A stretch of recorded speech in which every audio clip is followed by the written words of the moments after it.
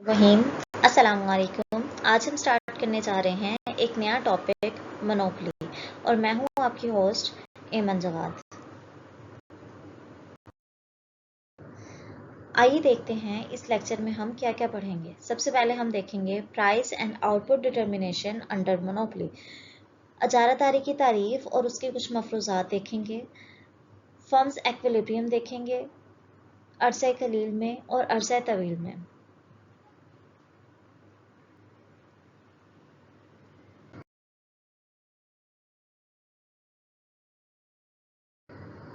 सबसे पहले इसकी तारीफ देखते हैं। अजारादारी होती क्या है? A monopoly is a market structure characterized by a single seller or producer that dominates an industry. अब अजारादारी के कुछ मफरूजात होते हैं। सबसे पहले इसमें one firm constitute the entire industry. इसमें क्या है? सिंगल सेलर होता है। नो क्लोज सब्स्टिट्यूट, इसका कोई भी मुतबादिल नहीं होता क्योंकि प्रोडक्ट यूनिक होता है और उसका कोई भी रिप्लेसमेंट नहीं है। जिस तरह हमारे पाकिस्तान में इधर फेस्को, वासा, इन सब के कोई भी क्लोज सब्स्टिट्यूट नहीं है और ये प्रोडक्ट भी यूनिक है, इसलिए इनकी क्या है? मोनोपोली है। ये जब चाहे अपनी प्राइसेस इंक्रीज कर सकते हैं। थर्ड वन है barriers to entry. Strong obstacle prevent their firms from entering the market. For example patents, government licence, ownership of key resources. Next इसकी असम्पशन है प्राइस मेकर। मोनोपोली में क्योंकि आप जानते हैं एक सिंगल सेलर होता है, इसलिए जो प्राइस है वो मोनोपोलिस्ट ही डिटरमाइन करता है। Unlike a firm in perfect competition, a monopolist can influence the market price. It faces the entire market demand curve. Next है हमारे पास negative slope of demand curve. To sell more, the monopolist must lower the price.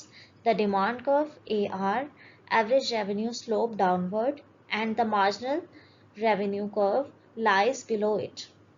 It means यह आपका average revenue का curve है और आपका ये जो नीचे है ये मार्जिनल रेवेन्यू का कर्व है। एवरेज रेवेन्यू के कर्व के हमेशा नीचे मार्जिनल रेवेन्यू का कर्व आएगा अगर मोनोपोलिस्ट अपने जो प्रोडक्ट है उसको ज़्यादा सेल करना चाहता है। तो आपका ये नीचे मार्जिनल रेवेन्यू आएगा और ऊपर आपका एवरेज रेवेन्यू आएगा और ये दोनों डाउनवर्ड स्लोपिंग होंगे। एक्विलिब्रियम अंडर मोनोपोली, अजारादारी के अंदर equilibrium. A monopolist like any firm maximize profit where MC equal MR। जब आपका मार्जिनल कॉस्ट आपकी मार्जिनल रेवेन्यू के बराबर होगी तो वो आपकी एक्विलिब्रियम कंडीशन होगी और marginal cost curve cutting the marginal revenue from the below. अब ये आपका मार्जिनल रेवेन्यू कर्व हमेशा मार्जिनल कॉस्ट को बिलो से कट करता है। की डिफरेंस क्या है? Because there are barriers to entry, the possibility of earning profit is not eliminated by new firm entering the market. Conditions of equilibrium. अब दो कंडीशन है, एक तो लाजमी कंडीशन है ना जिसमें आपका मार्जिनल कॉस्ट आपका मार्जिनल रेवेन्यू के बराबर होगा तो तब ही आपका एक्विलिब्रियम अचीव होगा। दूसरी है आपका marginal cost curve marginal revenue से बड़ा होगा। शॉर्ट रन एक्विलिब्रियम, अरसे कलील में एक्विलिब्रियम कब होता है? A monopolist can also face abnormal profit, normal profit और loss in the short run like a competitive firm, but graphical representation differs due to downward sloping demand curve. अब जिस तरह आपका मुकम्मल मुकाबले की मंडी में आपका प्रॉफिट होता है, नॉर्मल प्रॉफिट होता है, लॉस होता है, इसी तरह अरसे कलील में भी मोनोपोलिस्ट का एबनॉर्मल प्रॉफिट, नॉर्मल प्रॉफिट और लॉस होता है, लेकिन इनके ग्राफ डिफरेंट होते हैं क्योंकि आप यहाँ पर डिमांड कर्व डाउनवर्ड स्लोपिंग होता है। सबसे पहले हम देखते हैं abnormal profit. Monopolist abnormal profit कब कमाता है? देखें, ये हमारे पास एक्स एक्सिस है और ये हमारे पास वाई एक्सिस है। वाई एक्सिस पे हमने रेवेन्यू, कॉस्ट और प्राइस को ले लिया है, जबकि एक्स एक्सिस पर हमने आउटपुट को ले लिया है। अब सबसे पहले देखें, ये हमारा एवरेज रेवेन्यू और प्राइस का कर्व है और ये हमारा मार्जिनल रेवेन्यू का कर्व है। जैसे कि हम जानते हैं कि ये short run average cost curve है और एवरेज कॉस्ट को मार्जिनल कॉस्ट हमेशा नीचे से काटती है। जिस तरह आप इधर देख सकते हैं, ये average cost curve short run average cost और शॉर्ट रन मार्जिनल कॉस्ट नीचे से ऊपर जा रहे हैं और जिस पॉइंट पे आपका मार्जिनल कॉस्ट एमसी और एमसी इक्वल एमआर होता है, वो आपका क्या है, एक्विलिब्रियम पॉइंट है। मार्जिनल कॉस्ट जब आपकी मार्जिनल रेवेन्यू के बराबर आ जाए, वो आपका एक्विलिब्रियम पॉइंट होता है। जैसा कि आप इस तस्वीर में देख सकते हैं, ये ई पॉइंट आपका एक्विलिब्रियम पॉइंट है। अब देखें, ये इस पॉइंट पर जहां आपकी एक्विलिब्रियम से ऊपर जाके आपका ये एवरेज रेवेन्यू और प्राइस तक आपका टच हो रहा है, ये आपकी क्या है, ये आपकी प्राइस है। और उससे पिछली प्राइस आपकी कहाँ पे थी, जहां आपका एवरेज कॉस्ट कर्व यहाँ पे टच कर रहा है। तो ये जो शेडेड एरिया है, ये एबनॉर्मल प्रॉफिट है। अब हम देखते हैं मोनोपोलिस्ट नॉर्मल प्रॉफिट कब कमाता है। एवरेज रेवेन्यू इक्वल प्राइस, जैसे कि आप पिछले स्लाइड में देख चुके हैं, एक्स एक्सिस पे हमने आउटपुट लिया और वाई एक्सिस पे हमने रेवेन्यू, कॉस्ट और प्राइस ली। यहाँ पे आ गया है हमारा एवरेज रेवेन्यू और प्राइस जो डाउनवर्ड स्लोपिंग है और मार्जिनल रेवेन्यू भी डाउनवर्ड स्लोपिंग है, लेकिन एवरेज रेवेन्यू क्या है, ग्रेटर देन मार्जिनल रेवेन्यू। अब यहाँ पे एवरेज रेवेन्यू हमारा प्राइस से ऊपर है और हमेशा short run marginal cost MC curve हमेशा नीचे से एवरेज कॉस्ट को काटता है। अब देखें, जहाँ पे आपका एमसी और एमआर इक्वल है, वो उस पॉइंट को हम क्या कहेंगे, उस पॉइंट को हम एक्विलिब्रियम कहेंगे। अब देखें, ये हमारी एक्विलिब्रियम प्राइस है और ये हमारी एक्विलिब्रियम क्वांटिटी है।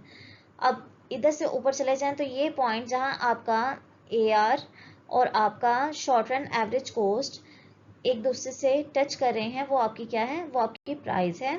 और उसी से एक्विलिब्रियम से नीचे आ जाए तो ये आपकी क्या है, क्वांटिटी है और ये आपका नॉर्मल प्रॉफिट है।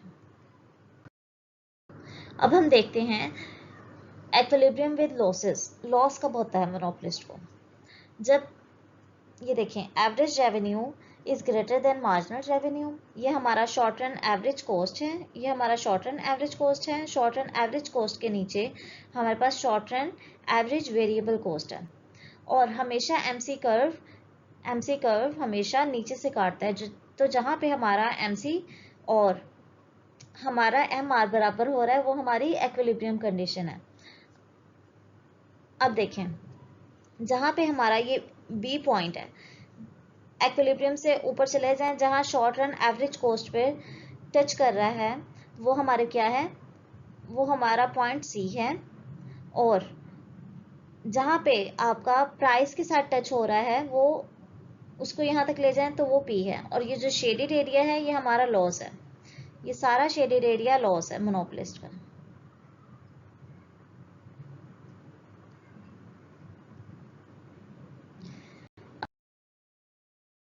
अब हम देखते हैं लॉन्ग रन एक्विलिब्रियम।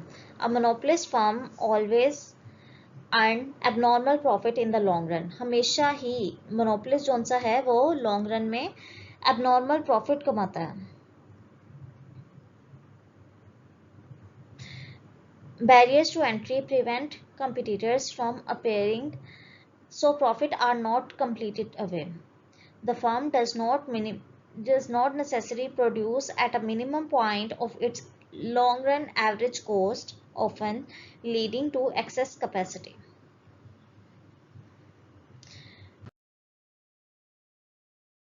आइए इसको एक ग्राफ की मदद से देखते हैं।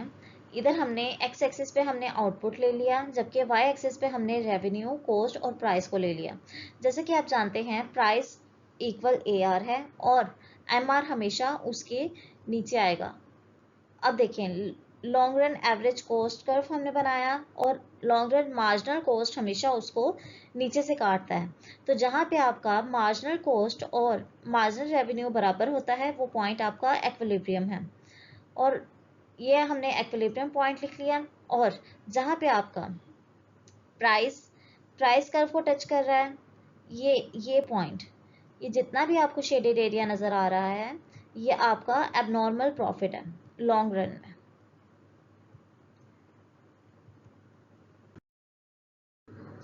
Long run monopoly, control over raw material. अब लॉन्ग रन में आपको रॉ मटेरियल के ऊपर कंट्रोल हासिल होता है, patent rights on new invention, कि जो भी आप नई ईजाद करते हैं उस पर आपको पेटेंट राइट मिल जाते हैं, cost of establishing N efficient plant, legal right आपको मिलता है।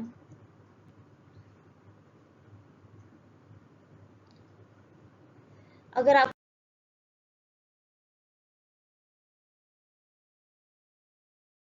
तो कोई समझ नहीं आए कोई भी कॉन्सेप्ट, तो फिर आप मैसेज करके पूछ सकते हैं। Thank you.